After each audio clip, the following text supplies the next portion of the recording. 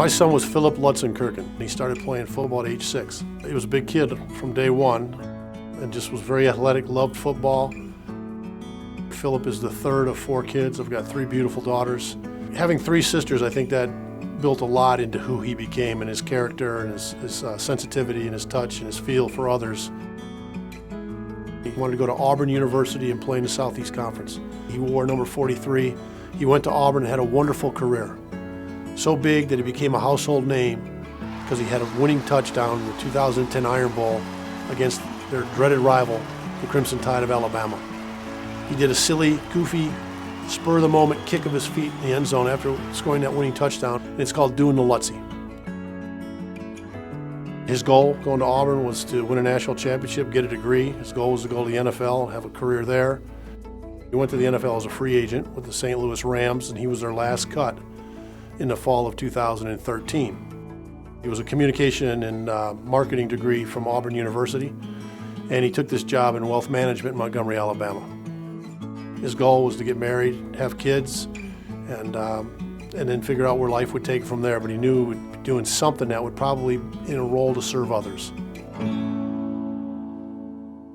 Friday, June 27, 2014, Phil was invited with some friends to go to a farm in LaGrange, Georgia, and they were just going to do things on a farm all weekend that kids aged 23 and 22 do. Unfortunately, they drank too much that day. They got in a vehicle at 2 in the morning because the driver wanted to go get a can of dip, and somehow Philip found himself in the back seat. They weren't wearing seat belts. We went to Mass that morning and came back. It was a beautiful sunny day. It was already mid-80s by 10 o'clock in the morning. When we pulled up in the driveway, there was a yellow sticky note, a Post-it note on our front door. It simply said, "Please call this number." And I knew this was not good. And I immediately called that number right away. And he introduced himself as the coroner of Troup County. And he said there was an accident last night and Philip was killed. And I watched my wife Mary drop to her knees. My daughter Amy screamed at the top of her lungs. My daughter Ann turned ashen white. And our world just ended right then and there. One of the kids was wearing a seatbelt, and part of our story is because that young man was able to unbuckle his seatbelt, he walked away from the accident, sustaining only a concussion, where my son and the driver were killed, all because of poor decisions Philip made that weekend. So the elements of too much drinking, well after midnight driving, speeding and not wearing seatbelts, quite frankly made it very easy for my family and I to sit together and say there's a message here, there's a story, then we have to share it with others so that you kids don't go through the same thing that my son went through and your families don't suffer the same pain that our family suffered. The number one cause of death for any of you out there ages 15 to 18 is distracted driving. It's not suicide, it's not drug addictions, it continues to be distracted driving. When you look at the college age kids, ages 19 to 23, the number one cause of death is a combination of distracted and impaired driving. It still continues to be behind the wheel of a car, it's taking lives. And if you want to take it even further, your parents that work in corporate America, the number one cause of death of anybody in corporate America, regardless of industry, is a moving vehicle crash. The number 2 distraction for any female driver, you high school kids, college kids or adults, for females is putting on makeup while you're driving. The 3rd or 4th distraction for any teen in this room driving is having McDonald's or Burger King or something in your lap distracting you while you drive with very little driving experience. So we looked at it and said, how can there not be a symbol? And we're proud of an initiative we call 43 key seconds. We simply took my son's number, we put on one side of a key, 43 key seconds, and on the back side of the key, it says 43 too distracted free. And we put that on a lanyard. And more importantly, we created a 43-second countdown. And it basically says before you start any vehicle, whether you're a first-time driver, whether you're that 15-year-old getting your driver's permit, or you're a 65-year-old driver, if you do this before you start your vehicle, to take 43 seconds to ask yourself, do I have a clear head, clear hands, clear eyes, and then we do tie into a national program that the government's created, it's been around for 20 years, we say click it. And what does clear head mean? It means you've done an analysis of yourself, very quickly sitting behind the wheel of the car, it says, I'm not drug impaired, I'm not alcohol impaired, you kids, I'm not fatigued. I'm not technology impaired, I don't have that phone in my hand. And do I have clear hands? I've already done my Facebook Live, I'm not doing it behind the wheel of a car.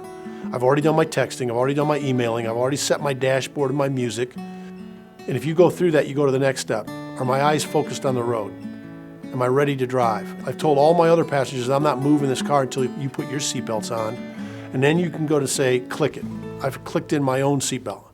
We think if you will do that and make that a habit, that we're going to help eliminate and reduce the number of crashes and injuries and, most important, fatalities due to distracted and impaired driving.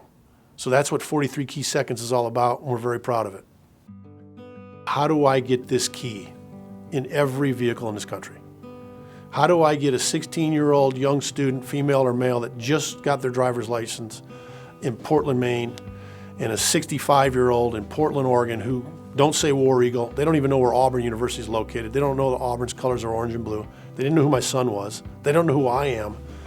But if we do this right, they're going to see this 43. And they're going to see this 43 on a key, and they're going to know that that's their symbol when they see it, that I'm not going to be distracted and impaired when I'm behind the wheel. 43 is ingrained in my heart. Everywhere I see it, it brings my son back to me right away. But there are still moments that I never get him back. You kids need to think about this. I never get to see my son dance at one of his sister's weddings with my wife. I go to weddings still today and watch my wife tear up when it's a mother-son dance because she never gets to do that. It's real, all because of poor decisions. God put on my heart to start thinking about words that represent who Philip is, words of character. So words like joy and peaceful and funny and goofy and big and giving and trustworthy. If you live like Lutz and you love like Lutz and you learn from Lutz, I think you're going to be a better person. I think you're going to be a safer person. I think you're going to be stronger with your friends to say, I'm not driving this car until you put your seatbelt on. I'm not going to let you drive because you've had a beer or you've smoked something you shouldn't smoked. I think you're going to be stronger to sit down with your mom and dad and say, hey, Mom and Dad, you can't be a distracted driver at all on your own or when I'm in the car.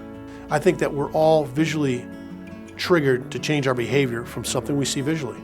And that's the purpose in this 43 Key Seconds. So we thought, if we create this countdown and you remove this card, you memorize this, and you take this key in that lanyard, you wrap it around your rearview mirror or put it somewhere in your car or use it to carry all your keys, that's going to get ingrained to you to be smart before you even start the vehicle.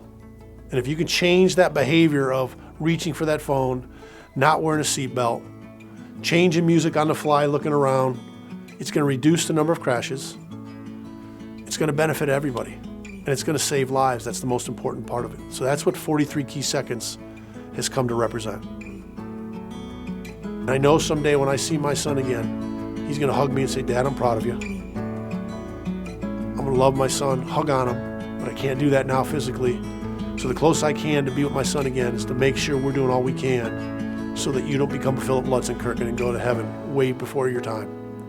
So that's why we do the Lutzie43 Foundation and invest our time to help others. And we're so proud of 43 Key Seconds. We want you to learn about it. You have a choice to make every time you get in the car. A lot of things want our attention. A lot of things feel like they just can't wait. And a lot of things might feel in the moment like they're not a big deal. Choosing to drive without distraction can be a hard choice, but it is the choice that could save your life. You've probably heard the stats and scary numbers. And they're all true. But what it comes down to is the choice you make in the moment. Can you get that for me? Sure. When you get into your car, remember to take 43 key seconds to complete the safe driving checklist.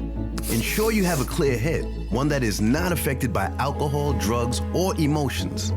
Have clear hands. Send a text, adjust the radio, and put your devices away so you can be hands-free. Clear eyes. Set your sights on the road ahead. Don't look at your passengers or down at your phone to a text. Finally, click your seatbelt. It's the law and could save your life. Now, turn your key and make the choice to drive safely.